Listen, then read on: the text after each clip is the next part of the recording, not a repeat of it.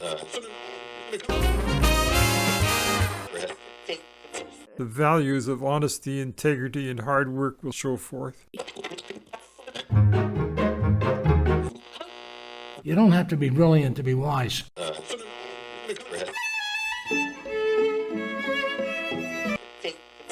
Everything I've said today sounds like it was easy. It wasn't. It was always hard work.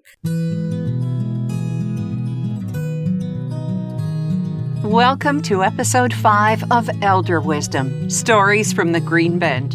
This podcast explores everything from a life lived fully and still being fully lived. Love, friendship, careers, so much wisdom told by older adults. I'm your host for this bi-weekly podcast. My name is Erin Davis, and this is my joy.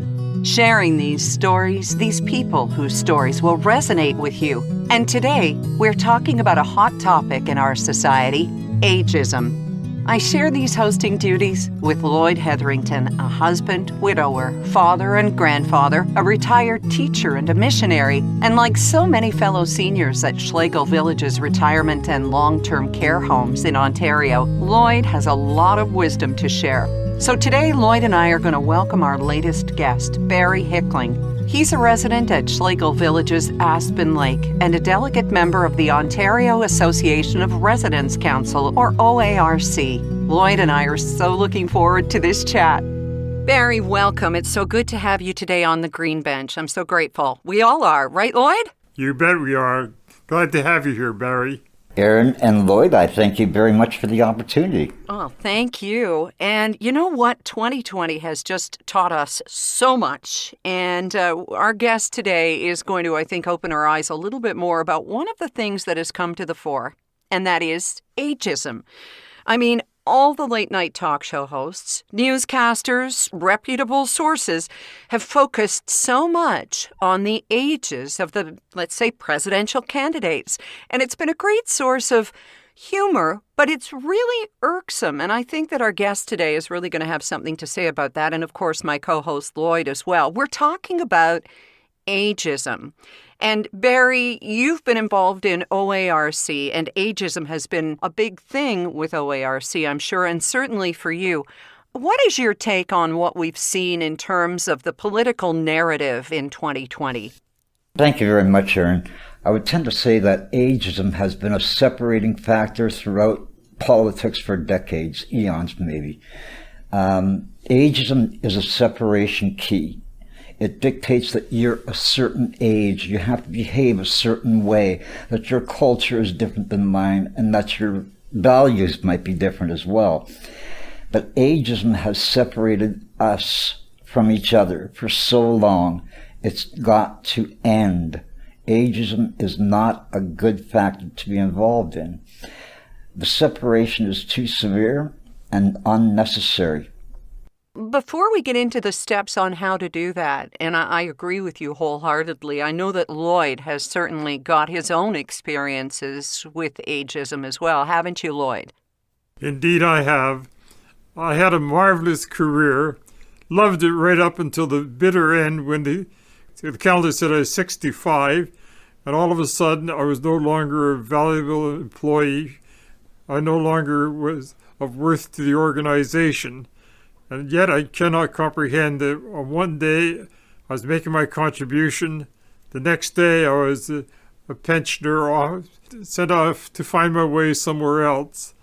I protested it, didn't do me any good, but fortunately the organization has changed its stance and they can now work beyond the age of 65. But I must say that was the only bitter experience I had with the organization I was with. What an awful note on which to end such a fulfilling and wonderful and enriching career where you were given, it seems, as much as you gave, Lloyd. It was a disappointment. I would have loved to have continued. Fortunately, I found a job, so I was able to work from 65 to 75 and found a great deal of fulfillment in that. But just the way it came to a conclusion that 65, you have to retire. Barry, when did you decide that through OARC and just through your own personal drive, you would become a voice for people who perhaps didn't feel as comfortable at a microphone as you do. What made you decide to be that voice? I think a key interest of mine has been the care of seniors. That, and Lloyd was right, at age 65, it's like you're cut off from the culture that you'd grown up in and been involved in for so many decades, is severed. Mm-hmm. It's a shame that it happens. I wish there was an absolute cure. I think the only way that we can address the issue of ageism is to counter it with, I want to say youngism, however, that would be incorrect as well. But there needs to be a moderation, there needs to be a leveling point where ageism is not the central factor anymore. It needs to be eliminated. And that begins with where we are, what we are, and who we are in the working world. What sort of steps, Barry, can be taken? Concrete steps, do you think? Yeah, initially I would say training, educating people that ageism is incorrect, that it's not a benefit to anyone's long-term care. It's of no interest to say you're 65, but I got to say goodbye at the same time. That hurts severely. That has to stop. And I suggest the only way to really do that is through education. Informing people of what the alternative is, informing people of how to behave more cordially. That doesn't have to be the severe step that it has been for Lloyd and so many others. Barry, you're on the right track there. You've got to create an environment where you value people and their contribution, and you don't pigeonhole them and say you're contributing well at a certain age, you're contributing well, and then put some parameters around it. Accept them for who they are and the contributions they're making, and just be thankful that you have that person contributing to your overall scheme of things. I have a very basic philosophy that I try to follow. I call it the vowel principle. The vowels are A, E, I, O, and U. If you take the A and the E and put them at the end, so it becomes I, O, U, A, and E. Okay. I owe you A for acceptance, to accept you for who you are, what you are, and where you are in life. Mm-hmm. And secondly, E. I owe you E for encouragement, to encourage you to be the very best that you can be, at any age, for any person. I love the sentiment behind that. And I know that, Lloyd, you are a man of words and letters and Scrabble, and, that acronym certainly hits home. But when did we become the society where, instead of embracing the elders, as so many cultures do and have for millennia, we, sort of pushed you out on the ice floe and said, off you go. No longer needed. Thanks for your service. Here's your cake and bye-bye. When did that happen? I would say, Erin, it started back probably in the early 1900s, where 65 was probably the age where most people anticipated that their life was over and they only had 4 or 5 more years to live. And a 65-year-old person at that time was ancient, and you couldn't expect much of a contribution. And we've held on to that stereotype ever since, and it's absolutely wrong. Instead of being observers of human nature, observers of what is happening, we had this nice tidy package and we just stuck to it years after we should have. And the government has supported in many ways with all their regulations about mandatory retirements and pensions at 65, and there's so many ways in which the culture in which we live has just reinforced this concept of ageism. And that is a very good point that you make too, Lloyd, because it occurred to me how much has high tech caused a chasm between the generations. Like, we know that there are more baby boomers than the world has ever seen. And yet, if you're not proficient in this, and this, you're not going to be up for those jobs that a 25, 35, even 45-year-old person with otherwise the same skills and far less experience is going to be up for. So the education of which you speak, I think that could go a great distance in helping the older members of the workforce to keep up, to catch up, to even move ahead of those who are going for the same job. Would you both agree? Yes. I certainly agree with that, Erin, where the young person with the basic skills has almost an obligation to walk alongside us with the gray hairs and sit patient with us and try to explain some of the technical skills that we need. I'm grateful in my life that I've got my daughter in IT, some other friends, even some of the youngsters who are willing to sit down with me and explain the intricacies of the keyboard and try to keep me on the right track in as far as IT is concerned. So really, it's a two-way street. Mm-hmm. I show the value and the respect for them, and I value what they show me as well.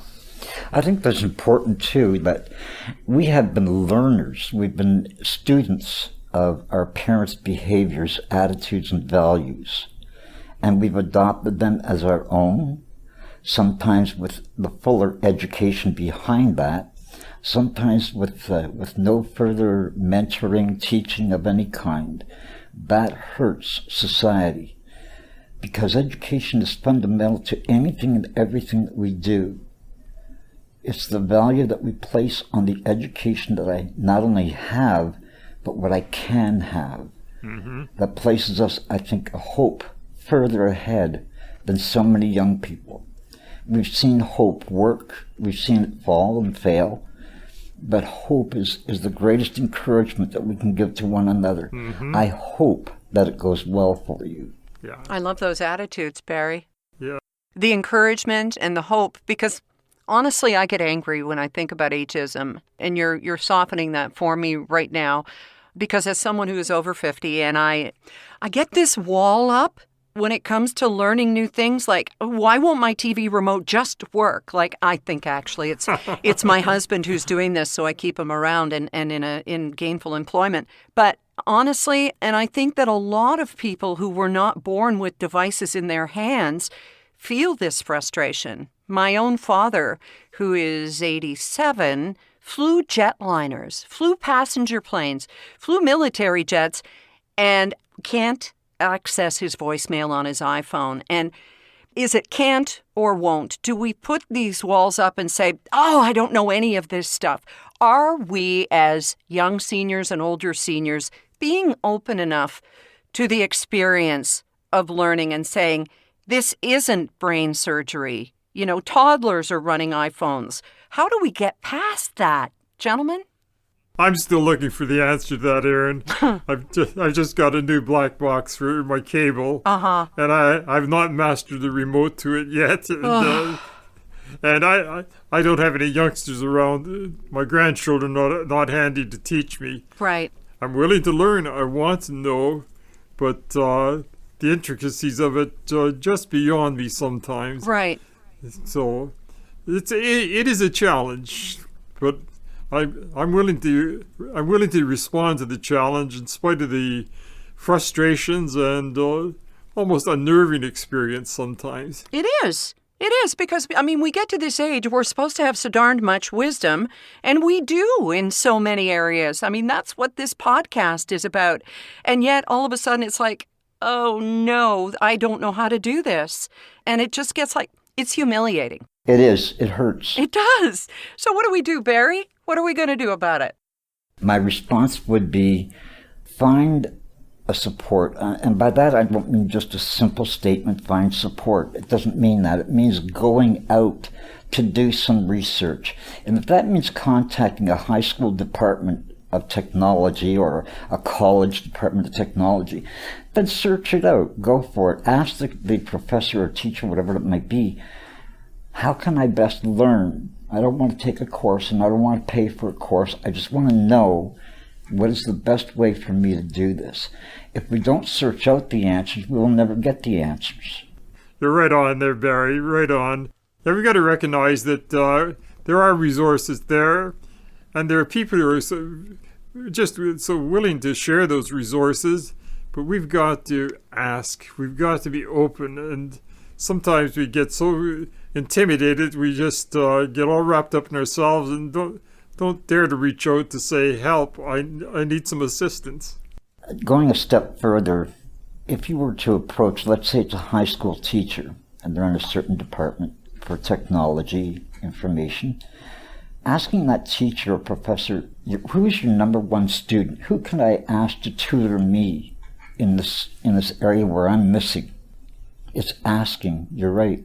There is such strength in vulnerability, in putting your hand out and saying, I do need help. And also, goodness knows what gifts you would be giving to this student as well, because what is second nature to them, ingrained as the language that they speak, sometimes when we have to teach it to someone, we break it down and we learn it in a whole different way. And what gift you might be giving to that student as well. I think that's a really great idea. And in that relationship, the student and the elder is the bonding that has to take place to break down ageism. Yeah. Exactly. I am not just a senior citizen. I'm an interested person in this field. I want to learn more. Can you help me? Let's talk about the Elder Wisdom Pledge, if we can. It's at elderwisdom.ca. And I took it before sitting down to talk with you here today. And I love the sentiment of it, wherein you pledge to restore to a place of reverence the elders of our society, honoring the wisdom our oldest citizens have gained through lifetimes of trials, tribulations, joys, and successes. And it goes on, I further vow to end ageism once and for all, counting this unjust form of prejudice unacceptable. And then you sign it.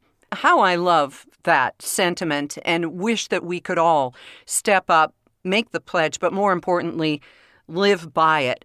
And it's things in our society, gentlemen, that are just so benign, like things like, oh, I'm having a senior moment. Like, who hasn't heard or said that? And yet there is harm in that, isn't there? Yeah, we're stereotyping the minute we say we have a senior moment, because I suspect that even a young person occasionally forgets something, doesn't remember something, and we don't say, well, you're too young, that's why you're forgetting. Mm-hmm. So what we say influences so much how we are and how we respond to situations. The flip side of that is another philosophy that we are either actors or reactors. Reactors are dangerous. If you're an actor and you're going on a path that's set before you and you're following that, you should be safe and well in a productive part of society. Whereas if we choose to say, I'm not interested, I'm not going to bother, that hurts. Mm-hmm. Yeah. It hurts the philosophy that we're trying to break down ageism. And the only way that we can actually do that, and this is to answer your question before as well, is simply to take a pause and just relax, unwind, make life simple again, and then make your approach. You're right on there, Barry. Just be yourself. Don't say, well, is this appropriate for my age? Do it. I took my balloon ride at 75 years of age, and for me it was just a fantastic experience. And a lot of people said, at your age you're going for a hot air balloon ride, but I never thought about it. I was ready at that time to do it. Amen. Yeah. I want to see you like George Herbert Walker Bush jumping out of a plane at 90, Yeah. Lloyd. What do you say? Well, I don't know if I'm ready for that one yet.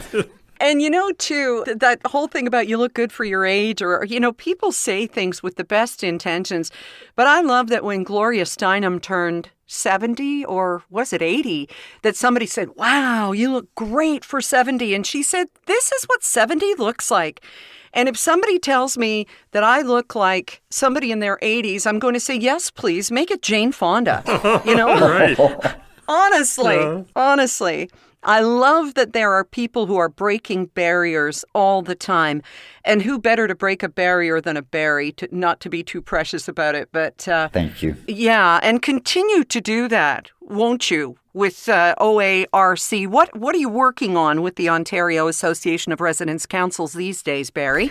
We have a couple of fronts going right now.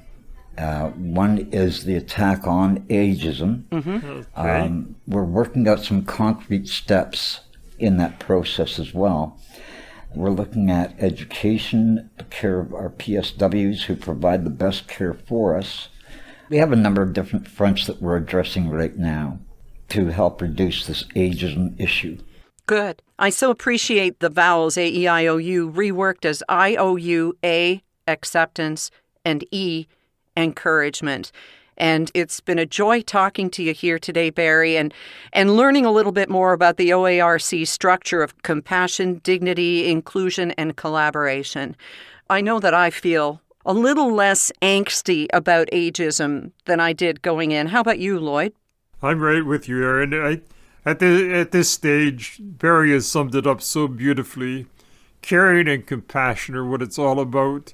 Don't put a label on it. Just be yourself. Reach out to others. Be accepting and accept others. Yes. As they show care for you, accept it for what it is and just get on with living. Learn to live each day to the fullest with all the hope for today and for tomorrow. Beautiful. I think just in closing response to that, we all have our hopes. We all have goals. Mm-hmm. But if my hope includes your goal with my goal, if we can find some camaraderie, then let's do that and work together. I'd rather be with you than against you. Right on. And thank you for being a voice of so many residents in long-term care homes and seniors in general. We appreciate it, Barry, and your time today. Thank you so much. Thank you very much, Erin and Lloyd. I hope you'll join Lloyd and me again. Next time, we're going to be talking with Mr. Hank Floyd.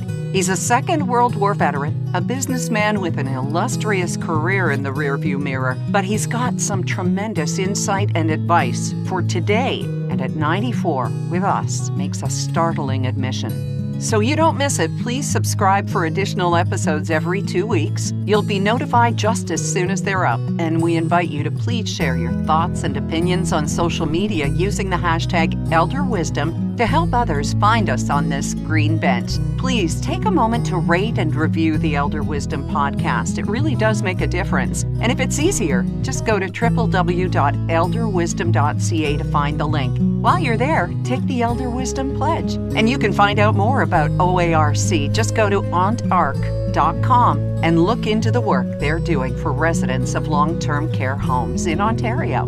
I'm Erin Davis. Thank you for your time, and we'll talk to you again soon. Remember, as always, your seat on the green bench is ready and waiting. Elder Wisdom, Stories from the Green Bench, is brought to you by Schlegel Villages, a complete continuum of care, offering independent living to long-term care, celebrating and honoring the wisdom of the elder. To learn more about us, please go to our website, schlegelvillages.com.